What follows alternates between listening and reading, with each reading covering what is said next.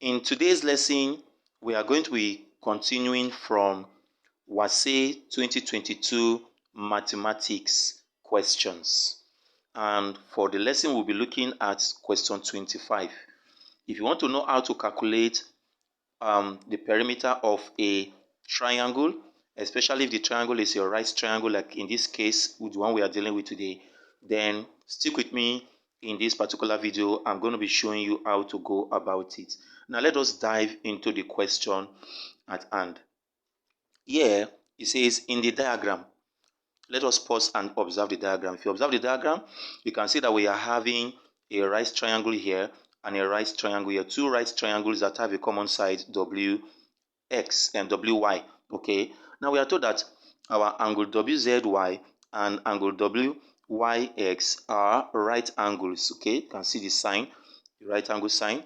Then we have to find the perimeter of WXYZ. So from our WXYZ, we have to look for the perimeter. So perimeter means the total distance around a particular shape or a particular figure. So here now we know this side, we know this side, we know this side. So we needed to calculate this side here, this particular place, WX, so that we can be able to add them up together to give us the perimeter. So how do we get it? We can get this side first if we know our WY. And WY is part of triangle WYZ. So we're going to start from there. So in our first thing, the first thing we do here, we draw out the triangle. Okay, this is our WZ here, then Y here, then we put our right angle sign. Now in this place here we have 4 centimeter, and this down part here we have 3 centimeter. So we needed to get this place, let's call it X centimeter. Now of course we are going to use our Pythagoras theorem, because when dealing with a right triangle you use a Pythagoras theorem. So here we have our X squared to equals the square of this side, which is 4 squared, plus the square on this side, which is 3 squared. And if you do this, 4 squared is 16. 4 squared means 4 times 4. 3 squared means 3 times 3, and that will give us what? 9. Then if we solve this, we have 25. So which means x squared is equals to 25. Now please, the normal thing for us to do is to take the square root of both sides in order to get x. But let us stop here. Alright, x squared equals to what? To 25. Now let us bring this value and consider our triangle X and WYX. So let us draw our triangle WYX. This is a triangle here. This part is W. Then this part here is Y. And this part here is X.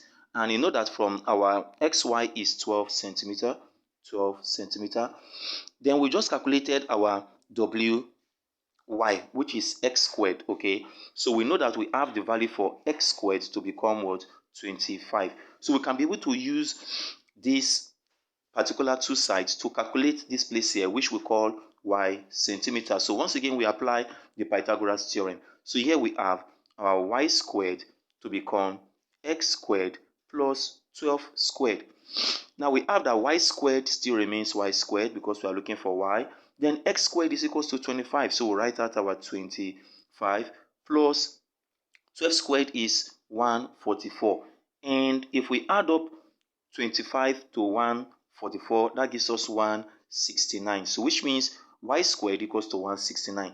Now if we take the root of both sides, in this case we have to take the root of both sides so that we can calculate the value for y. The square and the root will cancel out, and root 169 will give us root 13. 13 what? Centimeter squared. So here you have it. You have our y as 13 centimeter squared. So therefore, we can conclude by saying the perimeter will become our 13 centimeter we've calculated, 13 plus 12, then plus 3, and then plus 4. That is this 4 you are seeing here.